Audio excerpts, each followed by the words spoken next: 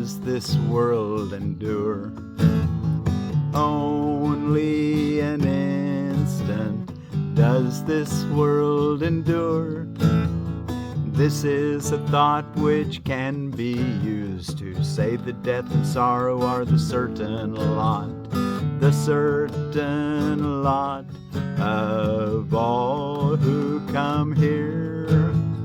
For their joys are gone before they are possessed or even grasped. Yet this is also the idea that lets no false perception keep us in its hold, nor represent more than a passing cloud upon a sky eternally serene. Yet this is also the idea that lets no false perception keep us in its hold, nor represent more than a passing cloud upon a sky eternally serene. And it is this serenity we seek, unclouded, obvious, and sure today. Only an instant does this world endure.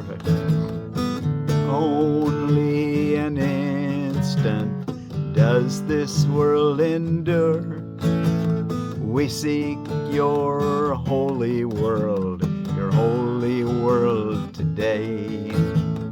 For we, your loving sons, have lost our way a while, but we have listened to your voice and learned exactly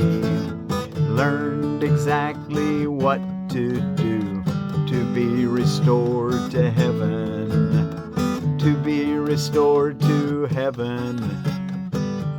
and our true identity. We have learned exactly what to do to be restored to heaven and our true identity, and to give thanks today. The world endures but for an instant, and we give thanks today for this. And we give thanks today. The world endures but for an instant. We would go beyond that tiny instant to eternity. We would go beyond that tiny instant to eternity.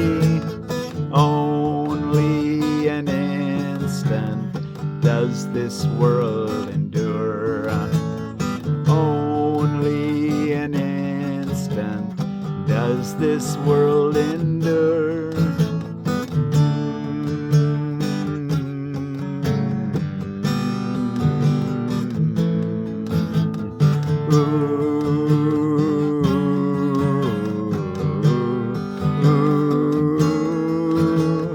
Only an instant does this world endure. Only an instant does this world endure. Our life is but a vapor, as it says there in James. It's like a match light and puts out a little puff of smoke and then it's gone. That's our life. Just an instant in the scheme of our reality as eternal beings in a sky of eternal serenity, he calls it. Obvious and sure. Okay, well, thank you all so much for joining me. I'm Forgiveness Willie, teaching forgiveness from the Ozarks here for lesson 300. We only have 65 lessons to finish the year. You're doing well. Thank you for joining me. Be a good time to invite a friend to listen to some of these. Find a question you think that you and them might be interested in hearing, and tune in with that particular question here on the manual for teachers, and let them get a nice idea of what it's like, And next year maybe they'll start at lesson 1 and see what you see. The beauty of creation, because we realize that we've always been seated in heavenly places with Christ. Only an instant does this world endure. For Monday, October 27th of 2025, we're reading from the Foundation for Inner Peace version, but if you have the original edition, may not be exactly the same titles, but today it's going to be.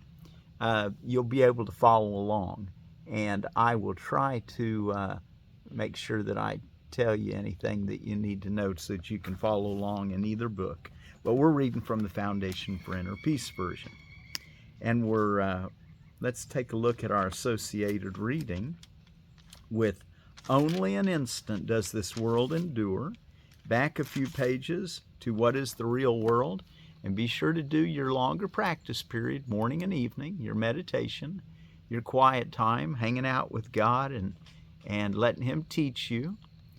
As you say, only an instant does this world endure. And then be sure to keep that idea alive every hour of the day today. Bring it to your memory at the top of the hour if you can. And check in, make sure you're at peace with God and that you're giving thanks. Ask Him for direction for the next hour. Give Him thanks for what's happened in the hour just preceding. What is the real world? The real world is a symbol like the rest of what perception offers, yet it stands for what is opposite to what you made. Your world is seen through eyes of fear and brings the witnesses of terror to your mind. The real world cannot be perceived except through eyes forgiveness blesses. So they see a world where terror is impossible and witnesses to fear cannot be found. The real world holds a counterpart for each unhappy thought reflected in your world, a sure correction for the sights of fear and sounds of battle which your world contains. The real world shows a world seen differently, through quiet eyes and with a mind at peace. Nothing but rest is there. There are no cries of pain and sorrow heard, for nothing there remains outside forgiveness. And the sights are gentle. Only happy sights and sounds can reach the mind that has forgiven itself. Only happy sights and sounds can reach the mind that has forgiven itself. And how do you forgive yourself? By forgiving your brothers and sisters for any appearances of pain that they might be causing you. Ask for the miracle, the new way to perceive it, so that you're not holding them as guilty and holding them at judgment. What judgment you give to them, you're judging yourself, and you lose your own freedom. So that's why he says, there are no cries of pain and sorrow heard, for nothing there remains outside forgiveness. And the sights are gentle. Only happy sights and sounds can reach the mind that has forgiven itself. What need has such a mind for thoughts of death, attack, and murder? What can it perceive surrounding it but safety, love, and joy? What is there it would choose to be condemned, and what is there it would judge against? The world it sees arises from a mind at peace within itself. No danger lurks in anything it sees, for it is kind, and only kindness does it look upon. The real world is the symbol that the dream of sin and guilt is over, and God's Son no longer sleeps. His waking eyes perceive the sure reflection of His Father's love, the certain promise that He is redeemed. The real world signifies the end of time, for its perception makes time purposeless. The Holy Spirit has no need of time when it has served His purpose. Now He waits but that one instant more for God to take His final step, and time has disappeared, taking perception with it as it goes, and leaving but the truth to be itself. That instant is our goal, for it contains the memory of God. And as we look upon a world forgiven, it is He who calls to us and comes to take us home, reminding us of our identity, which our forgiveness has restored to us. Okay, and now let's go look in our reading we're in the Manual for Teachers, and we finished the characteristics of God's teachers. We want to just briefly look at them again. Trust. And, of course, that's the bedrock of all the other qualities that we develop. The last being open-mindedness generally. But the second one is honesty, then tolerance, gentleness, joy, defenselessness, generosity, patience, faithfulness, and open-mindedness. And so now today we're going to start with how is healing accomplished, and I think we'll take 2 days to read this section. How is healing accomplished? Healing involves an understanding of what the illusion of sickness is for. Healing is impossible without this. Do we need to make sure we get that sentence? Healing involves an understanding of what the illusion of sickness is for. Healing is impossible without this. So he's going to get right into the perceived purpose of sickness. Healing is accomplished the instant the sufferer no longer sees any value in pain. Who would choose suffering unless he thought it brought him something and something of value to him? Who would choose suffering unless he thought it brought him something and something of value to him? He must think it is a small price to pay for something of greater worth. For sickness is an election, a decision. You don't escape. It's not being done to you. It's an election. It's a decision. That's hard for a lot of people to accept, at least in the beginning stages. And later on, you start realizing that, wow, that's our ticket out. That's our power, that we're the deciders of what happens to us. But in the beginning, it seems like it's being done to you. You get a sickness, and you caught it from somebody else or whatever.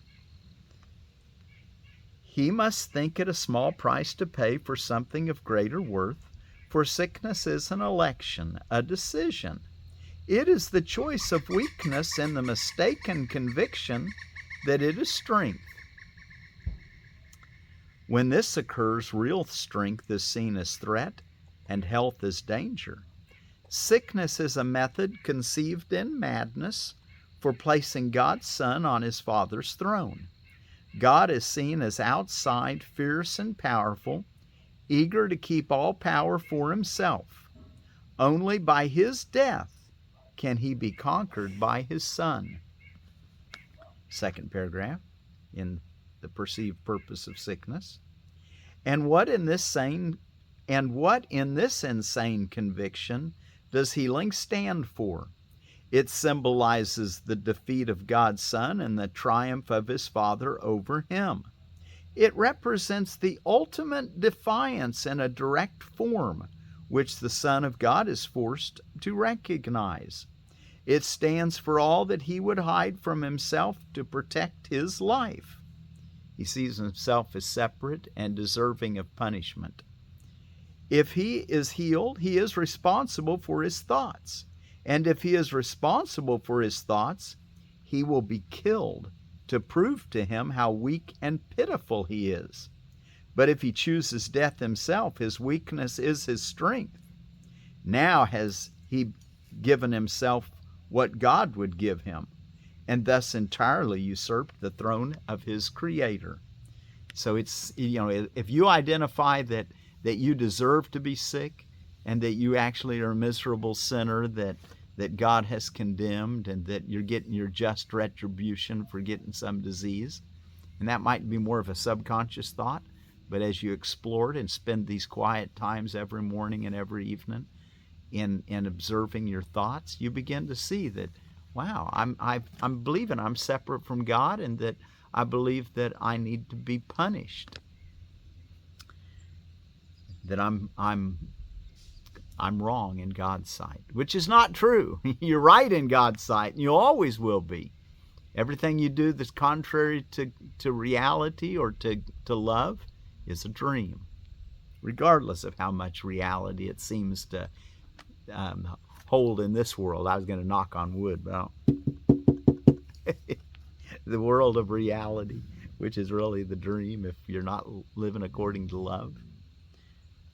Okay, and you might be living according to love, but there might be little moments of the day where you resort back to feeling separate from God or from love. Okay, the shift in perception, number 2, and it'll be the same in the original edition. Healing must occur in exact proportion to which the valuelessness of sickness is recognized. One need but say there is no gain at all to me in this, and he is healed. But to say this, one must first recognize certain facts.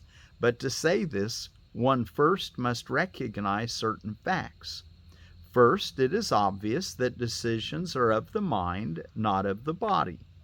If sickness is but a faulty problem-solving approach, it is a decision. And if it is a decision, it is the mind and not the body that makes it. The resistance to recognizing this is enormous, because the existence of the world as you perceive it depends on the body being the decision maker. Terms like instincts, reflexes, and the like represent attempts to endow the body with non-mental motivators. Actually, such terms merely state or describe the problem. They do not answer it. Okay, back up, I'm reading this again. If sickness is but a faulty problem-solving approach, it is a decision. And if it is a decision, it is the mind and not the body that makes it. Even if the body's sick, it's still the mind that made it. It's a decision. The resistance to recognizing that it's the mind and not the body, the resistance to recognizing this is enormous, because the existence of the world as you perceive it depends on the body being the decision maker. Terms like instincts, reflexes, and the like represent attempts to endow the body with non-mental motivators. Actually, such terms merely state or describe the problem. They do not answer it. Next paragraph, 2. The acceptance of sickness as a decision of the mind for a purpose for which it would use the body is the basis of healing. And this is so for healing in all forms. A patient decides that this is so, and he recovers.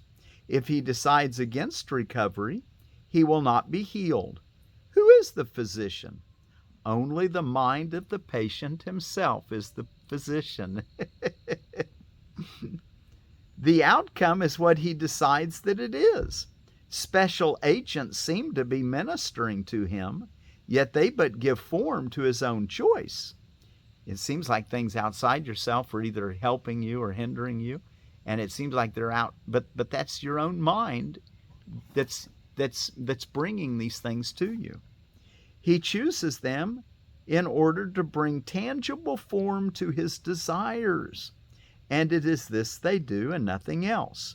They are not actually needed at all. The patient could merely rise up without their aid and say, "I have no use for this." There is no form of sickness that would not be cured at once. Wow. Paragraph 3. The paragraphs may be a little different in the original edition. What is the single requisite for this shift in perception? It is simply this: the recognition that sickness is of the mind and has nothing to do with the body. Okay, catch this. What is the single requisite for this shift in perception? It is simply this. Remember, that there's enormous opposition to accepting this idea. What is the single requisite for this shift in perception? It is simply this: the recognition that sickness is of the mind and has nothing to do with the body. Can you accept that? What does this recognition cost? It costs the whole world, you see, for the world will never again appear to rule the mind. For with this recognition is responsibility placed where it belongs, not with the world, but on him who looks on the world and sees it as it is not. He looks on what he chooses to see, no more and no less. The world does nothing to him. He only thought it did. Nor does he do anything to the world. because he was mistaken about what it is. Herein is the release from guilt and sickness both, for they are one. Yet to accept this release, the insignificance of the body must be an acceptable idea. Wow. In order to recognize that it's the mind that's doing the healing and the hurt, the idea that the body is insignificant needs to be an acceptable idea. And the last paragraph, 4, with it, that we'll read today. Then we'll go on to the third section tomorrow, the function of the teacher of God.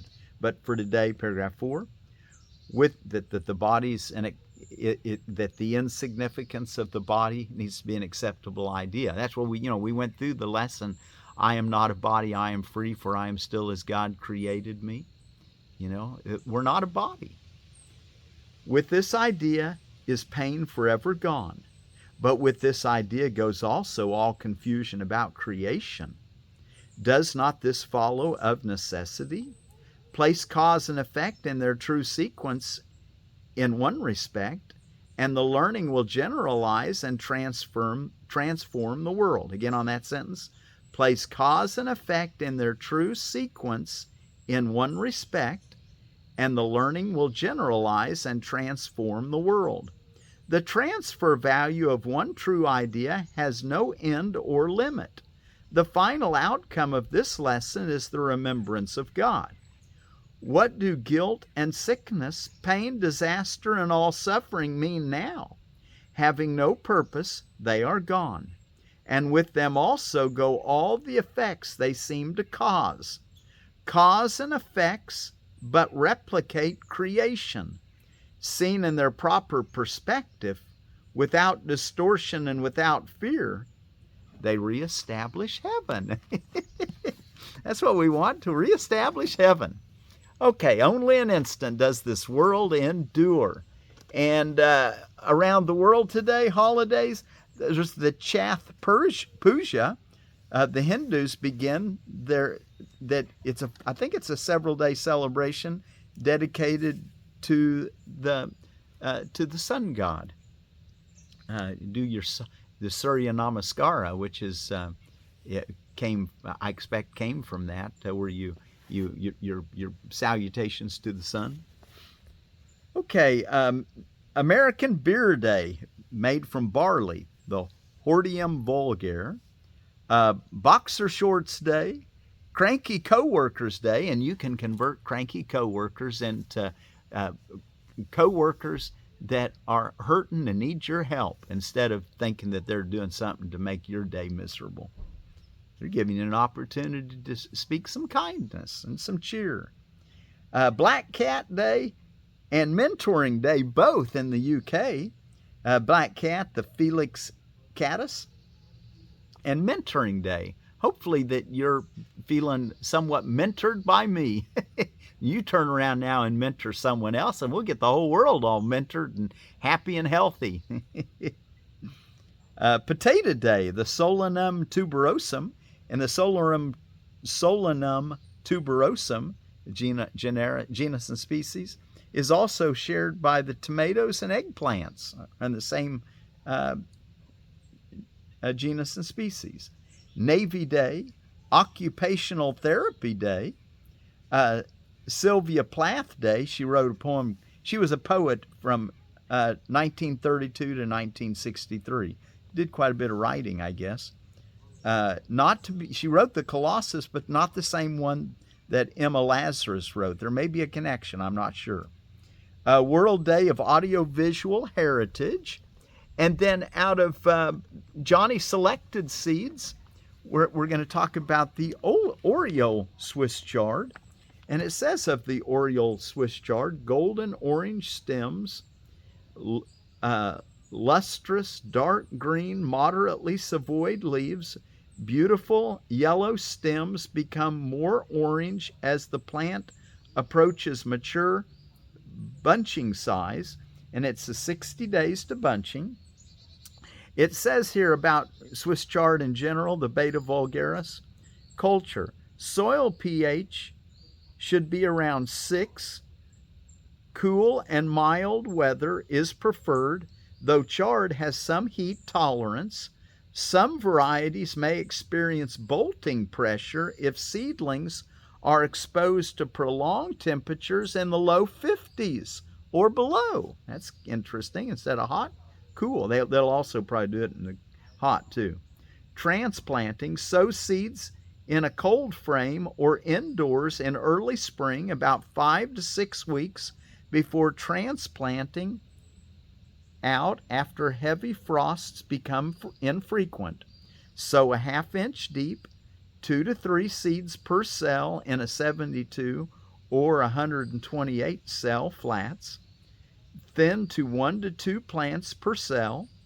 Transplant out 4 to 6 inches apart in rows, 12 to 18 inches apart.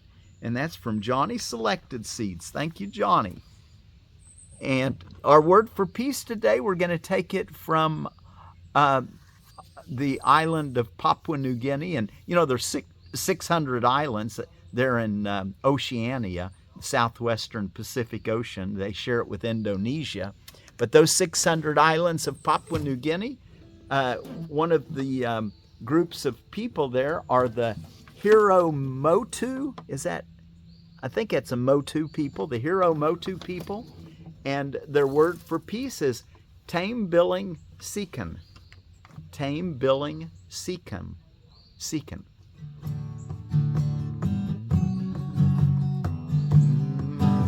Thank you all so much for joining me. Only an instant does this world endure. Only an instant does this world endure. This is the thought which can be used to say that death and sorrow are the certain lot of all who come here. For their joys are gone before they are. Their joys are gone before they are possessed or even grasped. Yet this is also the idea that lets no false perception keep its hold. Keep us in its hold, nor represent more than a passing cloud. Represent more than a passing cloud upon a sky eternally serene. And it is this serenity we seek, unclouded, obvious, and sure today. Only an instant does this world endure. Only an instant does this world endure. We seek your holy world today. We seek your holy world today. For we, your loving sons, have lost our way a while. But we have listened to your voice. But we have listened to your voice and learned exactly what to do. Learned exactly what to do to be restored to heaven and our true identity. And we give thanks today. The world endures but for an instant. We give thanks today. The world endures but for an instant. We would go beyond that tiny instant to eternity. Only an instant does this world endure.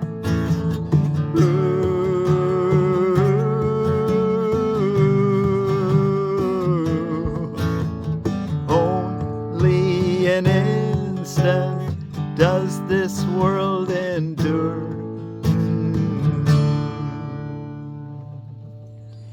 And as Papua New Guinea Hiro Motu people say, Taim billing Sikan. Only an instant does this world endure.